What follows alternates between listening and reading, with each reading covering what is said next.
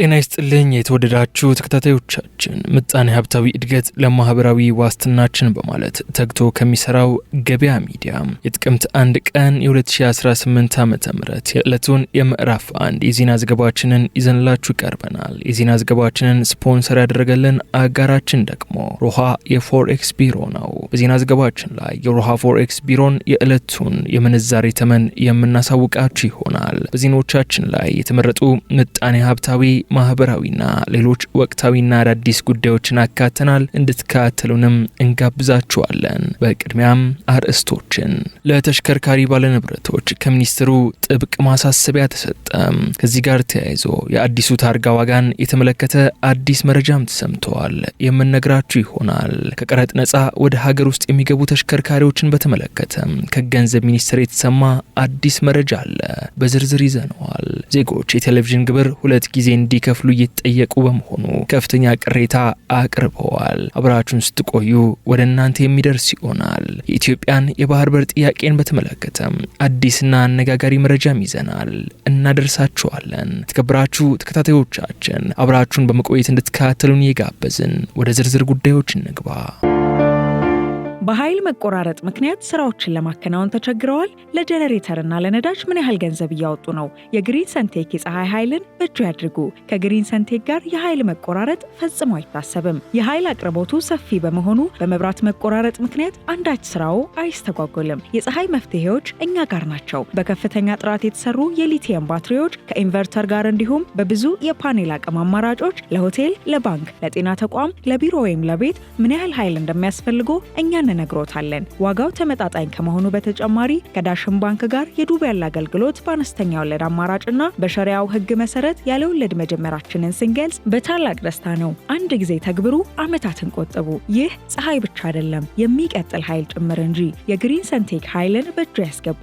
አድራሻችን 22 ማዞሪያ ኳሊቲ ህንፃ 1ኛ ፎቅ ቢሮ ቁጥር 103። ለበለጠ መረጃ በ0989 41 42 19 አሊያም በ0989 41 42 09 ላይ ይደውሉ። ግሪን ሰንቴክ ኃይል በእርሶ እጅ ውስጥ ነው። ዩኒቨርሲቲዎች ወደ አዳሪ ትምህርት ቤት ሊቀየሩ የሚችሉበት እድል አለ ተባለ። ዩኒቨርሲቲዎች በተማሪዎች መመረጥ ካልቻሉ መንግስት ተቋማቱን ለሌላ ዓላማ እንደሚያውላቸው የትምህርት ሚኒስተሩ ፕሮፌሰር ብርሃኑ ነጋ ገለጹ። በተሻለ የትምህርት ጥራት በተማሪዎች መፈለግ የከፍተኛ ትምህርት ተቋማት አንዱ መለያ ነው ያሉት የትምህርት ሚኒስተር ፕሮፌሰር ብርሃኑ ሀገር የምትመድበውን በጀት ታሳቢ ያደረገ ውጤታማ የመማር ማስተማር ስራን የግድ ለማስተግበር እንዲሰራም አሳስበዋል። ፕሮፌሰር ብርሃኑ አክለው እኔ እስከማውቀው ኃላፊነታችሁን በአግባቡ መወጣት ካልቻላችሁ መንግስት ከፍቶ የሚያቆያችሁ አይመስለኝም ሲሉም ተደምጠዋል። ሚኒስትሩ እነዚህ ቁልፍ ተግባራት የሚጠቅሟችሁ ተማሪዎች የሚፈልጓችሁ ትምህርት ቤቶች እንድትሆኑ ነው ብለዋል። እሱን መሆን ካልቻላችሁ ሀገሪቱ የምትሄድበትን አቅጣጫ እያወቃችሁ አይደለም ያሉ ሲሆን ዩኒቨርሲቲዎቹ ውጤታማ ካልሆኑ ወደ አዳሪ ትምህርት ቤት ተቀይረው የተሻለ ትውልድ ሊሰራባቸው ይችላል ሲሉም ገልጸዋል። ልጆቻችን በደንብ ካላስተማርናቸውና ከዓመታት በኋላ ሀገር የሚረከቡ ከሆነ ሀገር አይኖርንም ብለዋል። ትምህርት ሚኒስቴር ከ47 የመንግስት ከፍተኛ የትምህርት ተቋማት ጋር 100 የሚሆኑ ቁልፍ ተግባራት አመላካቾች ላይ በመግባባት በትናንትናው ዕለት የውል ስምምነት ተፈራርመዋል።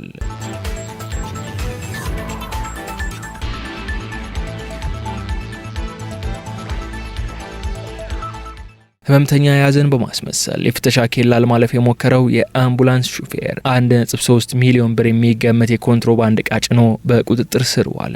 ተጠርጣሪው የሰሌዳ ቁጥሩ ኮድ 401299 አፋር የሆነ ለጤና ተቋማት አገልግሎት የሚሰጥ አምቡላንስ እያሽከረከረ ከአፋር አዋሽ ከተማ ወደ አዳማ ከተማ ታማሚ ጭኖ ወደ ሕክምና ተቋም የሚጓዝ በማስመሰል ሳይረን እያሰማ ኬላ ለማለፍ ሲሞክር በተደረገ ፍተሻ ከ1.3 ሚሊዮን ብር በላይ የሚገመት የኮንትሮባንድ ዕቃ ጭኖ መገኘቱን የመተሃራ ከተማ አስተዳደር ፖሊስ ጽሕፈት ቤት ኃላፊ ኢንስፔክተር ሽፈራው መለሰ ገልጸዋል። የአምቡላንስ አሽከርካሪው ከተመደበበት የስራ መስክ ውጪ ከ1.3 ሚሊዮን ብር በላይ የሚያወጣ የተለያዩ አይነት የሲጋራ ምርቶችን በመጫን ሲጓዝ ቆርኬ የተባለ የፍተሻ ጣቢያ ላይ በቁጥጥር መዋሉም ተገልጿል። አምቡላንሱ የኮንትሮባንዱን ዕቃ ጭኖ ሲጓዝ ተማሚ የጫነ ለማስመሰል ከጎኑ የሕክምና ባለሙያ ጋውን የለበሰ ሰው አስቀምጦ ሲጓዝ እንደነበረም ተገልጿል። ለታማሚዎችና ለወላድ እናቶች አገልግሎት እንዲሰጡ በከፍተኛ ወጪ ወደ ሀገር ውስጥ የሚገቡ የአምቡላንስ ተሽከርካሪዎች ለሌላ ተግባር መዋል ትልቅ ወንጀል መሆኑን የገለጹት ኢንስፔክተር ሽፈራው በአምቡላንስ አሽከርካሪውና በተባባሪው ላይ በቂ ማስረጃ በመገኘቱ ለፍትህ እንደሚቀርቡም ገልጿል ሲል ብስራት ሬዲዮ ዘግቧል።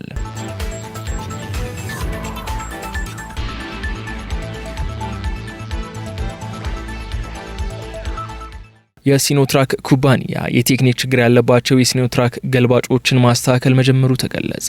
የሲኖትራክ ኩባንያ የቴክኒክ ችግር ያለባቸው የሲኖትራክ መኪኖች በተለይም ገልባጮችን ስታንዳርዳቸው ለማሟላት ቃል በገቡት መሰረት ማስተካከል መጀመራቸውን የትራንስፖርትና ሎጂስቲክስ ሚኒስትር ዴኤታ ባርኦ ሐሰን በቦታው ተገኝተው ማየታቸው ተገልጿል። ከዚህ በፊት በተለይ ፍሬናቸው አካባቢ ባለባቸው የቴክኒክ ችግር ምክንያት የትራፊክ አደጋ ሲያደርሱ የነበሩና ይህም በጥናት የደረሰባቸው መስተካከል የነበረባቸው ችግሮች ለማስተካከል በተስማሙት መሰረት የማስተካከል ስራ መጀመራቸውን ሚኒስትር ዴኤታው አረጋግጧልም ተብለዋል። ምርቶቹ በዋናነት የውስጥና ውጪ 360 ዲግሪ የሚያሳዩ ካሜራዎች፣ የፍሬን ጥንካሬ፣ ከተፈቀደ ክብደት በላይ ሲጫን የሚያሳውቅ ማንቂያ፣ ጭነት በየቦታው እንዳይፈስ የሚከላከል የጣሪያ ክዳንና ሌሎች ክፍሎች ተመልክተዋል። የትራንስፖርትና ሎጂስቲክስ ሚኒስቴር ከሲኖትራክ ምርት ተሽከርካሪዎች ጋር ተያይዞ በታየው የጥራትና የቴክኒክ ጉድለት ምክንያት ተሽከርካሪዎቹ ከግንቦት 27 ቀን 2017 ዓ.ም ጀምሮ ወደ ኢትዮጵያ እንዳይገቡ እገዳ መጣሉ አይዘነጋም። ይህ ውሳኔ የመጣው ተሽከርካሪዎቹ በሰዎች ሕይወት ላይ በተደጋጋሚ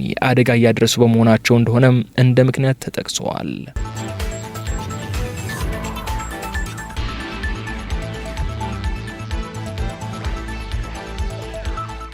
ባለንብረቶች ለታርጋ ቅያሪ የተሽከርካሪውን ሙሉ መረጃ አደራጅቶ መጠበቅ እንዳለባቸው ተገለጸ።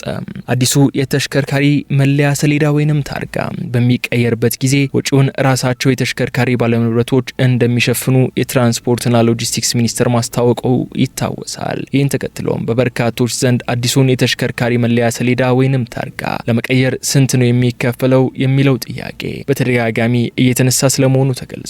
ነገር ግን ክፍያውን በተመለከተ ዝርዝር መረጃና ምን ያህል ይከፈላል የሚለው ተቆርጦ አልተቀመጠም ሲል የትራንስፖርትና ሎጂስቲክስ ሚኒስቴር አስታውቀዋል። በሚኒስትሩ አማካሪ የሆኑት የድል ማግስት ኢብራሂም ከፋና ቴሌቪዥን ጋር በነበራቸው ቆይታ እስካሁን ክፍያው በግልጽ ተቆርጦ አልተቀመጠም፣ አሁን እየተሰራ ያለው ሲስተም የመዘርጋት ስራ ነው ያሉ ሲሆን ይህ ነው መጀመሪያ የሚጠናቀቀውም ብለዋል። አማካሪው አክለው ዝርዝር መረጃ ይፋ እስከሚደረግ ድረስ ባሉት ጊዜያት የተሽከርካሪ ባለንብረቶች የተሽከርካሪውን ሙሉ መረጃ አደራጅተው መጠበቅ እንዳለባቸውም ጠቁመዋል። ታርጋ በመቀየሩ ሂደት የምርመራ ማዕከላት እንደሚኖሩና ተሽከርካሪዎች ሄደው መመርመር እንዳለባቸው ተመርምረውም ህጋዊ ሰነዳቸውን ይዘው በሚወጣላቸው የጊዜ ሰሌዳ መሰረት ቀጥታ ሰሌዳቸውን እንደሚቀይሩም አስረድተዋል። ከዚህ በተጨማሪ አማካሪው በአዲሱ ታርጋ ላይ የሚቀመጡት ሶስቱ ፊደላት ምንድናቸው? የታርጋ ቁጥሩስ እንዴት ነው የሚቀጥለው? ለሚለው ምላሽ የሰጡ ሲሆን ከዚህ ቀደም ከነበሩት ቁጥሮች አያያዝ አንጻር ችግሮች አጋጥሞ የነበሩ በመሆኑና ብዙ የተሽከርካሪ ቁጥርን ለመመዝገብ የማያስችል የነበረ በመሆኑ ምክንያት ነው ያሉ ሲሆን ከዚህ ቀደም የነበረው ሰሌዳ ከፊት ለፊት አልፋቤት ያለው 5 ቁጥሮችን የያዘ ነበር። ይህ ደግሞ አጠቃላይ ሆኖ 9 ሚሊዮን ሰሌዳዎች ብቻ ነው የሚይዘው ብለዋል። አሁን በመጣው ታርጋ ግን አልፋቤቱና 4ቱ ዲጂት እስከ 121 ሚሊዮን ተሽከርካሪ ድረስ መመዝገብ ያስችላልን ብለዋል።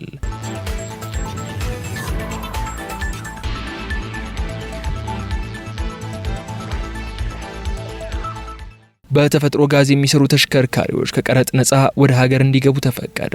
ማናቸውም አይነት የደረቅና ፈሳሽ ጭነት እንዲሁም የህዝብ ማመላለሻ ተሽከርካሪዎች ከጉምሩክ ቀረጥ ነጻ ወደ ሀገር እንዲገቡ መፍቀዱን የገንዘብ ሚኒስቴር አስታውቀዋል። ከፍተኛ መጠን ያለው የተፈጥሮ ጋዝ ክምችት ያላት ኢትዮጵያ ለዘመናት የዚህ የተፈጥሮ ሀብት ተጠቃሚ ሳትሆን መቆየቷን ሚኒስትሩ ገልጸዋል። ይህንን ሁኔታ ለመለወጥ መንግስት ሲያደርግ የቆየው ጥረት ተሳክቶ በቅርቡ በካሉብ አካባቢ የሚገኘውን የተፈጥሮ ጋዝ ጥቅም ላይ መዋል የሚያስችል ኢንዱስትሪ ተመርቆ የተፈጥሮ ጋዝ ማምረት ስራን በይፋ መጀመሩን አስታውሰዋል። በመሆኑም ምርቱን ለሀገር ውስጥ ገበያ በማቅረብ ቤንዚንና ናፍታ የሚጠቀሙ ተሽከርካሪዎችን የተፈጥሮ ጋዝ በሚጠቀሙ ተሽከርካሪዎች መተካት አስፈላጊ ሆኖ መገኘቱን አስታውቀዋል። የተፈጥሮ ጋዝ እጅግ በጣም ዝቅተኛ የሆነ በካይ አየር ማመንጨቱ ለተለያየ የኃይል ምንጭ አገልግሎት ሊውል መቻሉ በኃይል አጠቃቀም ረገድ ውጤታማነት ያለው በመሆኑም ተመራጭ እንደሆነ ተገልጿል። የተፈጥሮ ጋዝ በኢትዮጵያ የሚመረት በመሆኑ ሀገሪቱ ለነዳጅ ግዥ ታወጣ የነበረውን የውጭ ምንዛሬ የሚያስቀርብ በመሆኑ መንግስት የተፈጥሮ ጋዝ አጠቃቀምን ለማበረታታት መወሰኑን ሚኒስትሩ አስታውቀዋል።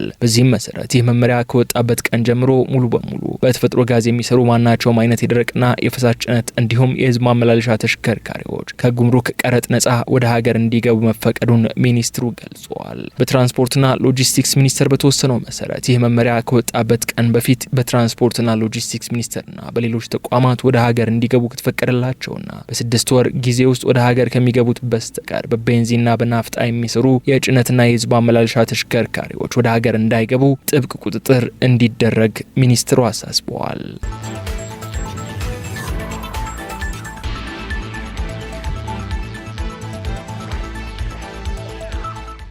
ዜጎች የቴሌቪዥን ግብር 2 ጊዜ እንዲከፍሉ እየተጠየቁ መሆኑ ተሰማ። የቴሌቪዥን ግብር ከመብራት ኃይል ጋር አያይዘው እየከፈሉ ያሉ ሰዎች በጎን ሌላ ተመሳሳይ ግብር እየተጠየቁ መሆኑን ተናገሩ። የቴሌቪዥን ግብርን በተመለከተ በወጣው አዋጅ መሰረት ማንኛውም የቴሌቪዥን ባለቤት ለሚጠቀምበት ለእያንዳንዱ ቴሌቪዥን በአመት 120 ብር የቴሌቪዥን ባለቤትነትና አገልግሎት ፍቃድ ክፍያ መክፈል ይኖርበታል ይላል። ነገር ግን በበርካታ ከተሞች ያሉ ነዋሪዎች ችግር እንደገጠማቸው የተገለጸ ሲሆን ከመብራት ጋር አያይዘው ከሚከፍሉት በተጨማሪ ሌላ ክፍያ አምጡ መባላቸው ተሰምተዋል። ነዋሪዎች የቴሌቪዥን ግብር ክፈሉ በሚል ተደጋጋሚ ማስጠንቀቂያ እየተሰጠን ነው ያሉም ሲሆን የቴሌቪዥን ግብር ከመብራት ጋር እየከፈልን እንደሆነም ብናስረዳቸውም ታዘን ነው የሚል ምላሽ ነው የሚሰጡን ብለዋል። በዚህም በርካታ ነዋሪዎች ለሁለተኛ ጊዜ እየተሰጠ ያለ ማስጠንቀቂያን ተከትሎ ቴሌቪዥናችን ይወሰድብናል በሚል ስጋት ድጋሚ ክፍያውን ለመፈጸም መገደዳቸው ተሰምተዋል። ከዚህ በተጨማሪ የቴሌቪዥን አመታዊ ክፍያ ካልከፈላችሁ በማለት የሚያጭበረብሩ ግለሰቦች ስለመኖራቸውም የተገለጸ ሲሆን በኮየ ፈጬ ለአንድ ቴሌቪዥን 500 ብር እያስከፈሉ ነው ተብለዋል። አዋጁ በአንቀጽ 18 ንዑስ አንቀጽ 3 ላይ የቴሌቪዥኑ አገልግሎት ለመኖሪያ ቤት ከሆነ በዚህ አንቀጽ ንዑስ አንቀጽ 1 ያለው ክፍያ አፈጻጸም በየወሩ በማስላት ወይም በአመት አንድ ጊዜ በኢትዮጵያ ኤሌክትሪክ አገልግሎት በኩል እንዲሰበሰብ ይደረጋልም ይላል። ነገር ግን ከዚህ መደበኛ ክፍያ በተጨማሪ ነው ነዋሪዎች በተለያየ መልኩ ተጨማሪ ክፍያ እንዲፈጽሙ እየተጠየቁ ያሉት ሲል የዘገበው መሰረት ሚዲያ በዚህ ዙሪያ ከኢትዮጵያ ቴሌቪዥን ማብራሪያ ለመጠየቅ ያደረገው ሙከራ አለመሳካቱን አስታውቀዋል።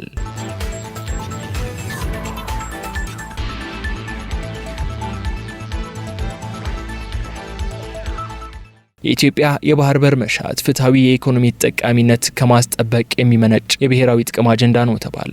ይህንን ያሉት በህዝብ ተወካዮች ምክር ቤት የውጭ ግንኙነትና የሰላም ጉዳዮች ቋሚ ኮሚቴ ምክትል ሰብሳቢ ዶክተር ፈቲ ማህዲ ሲሆኑ ኢትዮጵያ በተፈጸመባት ታሪካዊ ስህተትና ኢፍትሐዊ ሁኔታ የባህር በር አልባ ከሆኑ ሀገሮች መካከል አንዷ ለመሆን ተዳርጋለችም ብለዋል። ኢትዮጵያ ከቀይ ባህር በቅርብ ርቀት የምትገኝና የብዙ ህዝብ ባለቤት ሀገር መሆኗ የባህር በር ከሌላቸው ሀገራት የተለየ እንደሚያደርጋትም ገልጸዋል። በዓለም የንግድ ስርዓት ሸቀጦች እንቅስቃሴ ግዙፍ ስፍራ በሚሰጠው የቀይ ባህር ላይ የባህር በር ማጣት በሀገር የኢኮኖሚ እድገት ላይ ኪሳራው ብዙ መሆኑን አስረድተዋል። ኢትዮጵያ ያጣችው የባህር በር በዓለም አቀፍ የትራንስፖርትና ሎጂስቲክስ የገቢና ወጪ የንግድ ስርዓት ለከፍተኛ ወጪ እንድትጋለጥ አድርጓታል ያሉት ዶክተር ፈቲ የኢትዮጵያ የባህር በር ባለቤት አለመሆን የኢኮኖሚ እድገትን ለማስቀጠል በሚደረገው ጥረት በገቢና ወጪ ንግድ ተወዳዳሪነትና በዜጎች ኑሮ ላይ ጫናን እያሳደረ እንደሚገኝ አንስተዋል። በዓለም አቀፍ የኢኮኖሚ ተወዳዳሪነት ስርዓት ውስጥ ፍትሐዊ ተጠቃሚነትን ለማረጋገጥ የባህር በርና የወደብ አገልግሎት ወሳኝ ሚና እንደሚጫወት ያብራሩት ምክትል ሰብሳቢው ኢትዮጵያ የግዙፍ ኢኮኖሚና ከፍተኛ የህዝብ ቁጥር ባለቤት እንዲሁም ለቀይ ባህር በቅርብ ርቀት የምትገኝ መሆኗ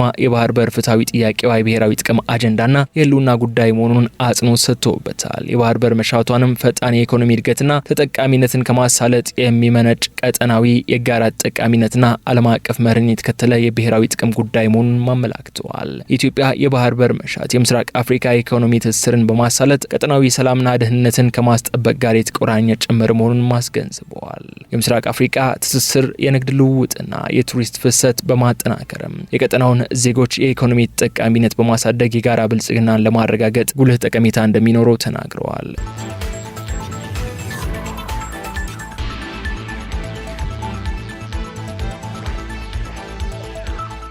የተወደዳችሁ ተከታታዮቻችን የዕለቱን የምዕራፍ 1 የዜና ዘገባችንን የተከታተላችሁትን ይመስላል። አሁን ደግሞ የሮሃ ፎሬክስ ቢሮ የዕለቱን የምንዛሬ ተመን እናሳውቃችኋለን። በዛሬው ዕለት ሮሃ የፎሬክስ ቢሮ አንዱን የአሜሪካ ዶላር 160 ብር ከ35 ሳንቲም በመግዛት 163 ብር ከ56 ሳንቲም ሽጧል። አንዱን የታላቋን ብሪታንያ ፓውንድ ስተርሊንግ 208 ብር ከ03 ሳንቲም በመግዛት 212 ብር ከ19 ሳንቲም ሽጧል። አንዱን የአንዱን ዩሮ 184 ብር ገዝቶ 187 ብር ከ68 ሳንቲም ሽጧል። የስዊዝ ፍራንክ 194 ብር ከ07 ሳንቲም ተገዝቶ 197 ብር ከ95 ሳንቲም ሲሸጥ የአረብ ኤምሬትስ ድርሃም 43 ብር ከ5 ሳንቲም ተገዝቶ 44 ብር ከ37 ሳንቲም ተሽጧል። የሳውዲ አረቢያ ሪያል 42 ብር ከ75 ሳንቲም ተገዝቶ 43 ብር ከ61 ሳንቲም ሲሸጥ የቻይና ዩዋን ደግሞ 22 ብር ከ9 ሳንቲም ተገዝቶ 23 ብር ከ36 ሳንቲም መሸጡን የሮሃ ፎሬክስ ቢሮ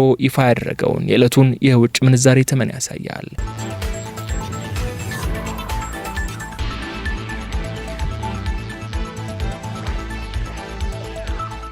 የተከበራችሁ የገበያ ሚዲያ ተከታታዮች ለዕለቱ በምዕራፍ 1 ይዘናቸው የነበሩትን የዜና ዘገባዎቻችን እነዚህ እስካሁን ስከታተሏቸው የቆያችሁትን ይመስሉ ነበር። በሌሎች ጉዳዮች መልሰን እስከምንገናኝ መልካም ሁሉ ለእናንተ ተመኘን። ሰላም። በኃይል መቆራረጥ ምክንያት ስራዎችን ለማከናወን ተቸግረዋል? ለጀነሬተርና ለነዳጅ ምን ያህል ገንዘብ እያወጡ ነው? የግሪን ሰንቴክ የፀሐይ ኃይልን በእጁ ያድርጉ። ከግሪን ሰንቴክ ጋር የኃይል መቆራረጥ ፈጽሞ አይታሰብም። የኃይል አቅርቦቱ ሰፊ በመሆኑ በመብራት መቆራረጥ ምክንያት አንዳች ስራው አይስተጓጎልም። የፀሐይ መፍትሄዎች እኛ ጋር ናቸው። በከፍተኛ ጥራት የተሰሩ የሊቲየም ባትሪዎች ከኢንቨርተር ጋር እንዲሁም በብዙ የፓኔል አቅም አማራጮች ለሆቴል፣ ለባንክ፣ ለጤና ተቋም፣ ለቢሮ ወይም ለቤት ምን ያህል ኃይል እንደሚያስፈልጎ እኛ ነግሮታለን። ዋጋው ተመጣጣኝ ከመሆኑ በተጨማሪ ከዳሽን ባንክ ጋር የዱቤ ያለ አገልግሎት በአነስተኛ ወለድ አማራጭና በሸሪያው ሕግ መሰረት ያለ ወለድ መጀመራችንን ስንገልጽ በታላቅ ደስታ ነው። አንድ ጊዜ ተግብሩ፣ ዓመታትን ቆጥቡ። ይህ ፀሐይ ብቻ አይደለም፣ የሚቀጥል ኃይል ጭምር እንጂ። የግሪን ሰንቴክ ኃይልን በእጁ ያስገቡ።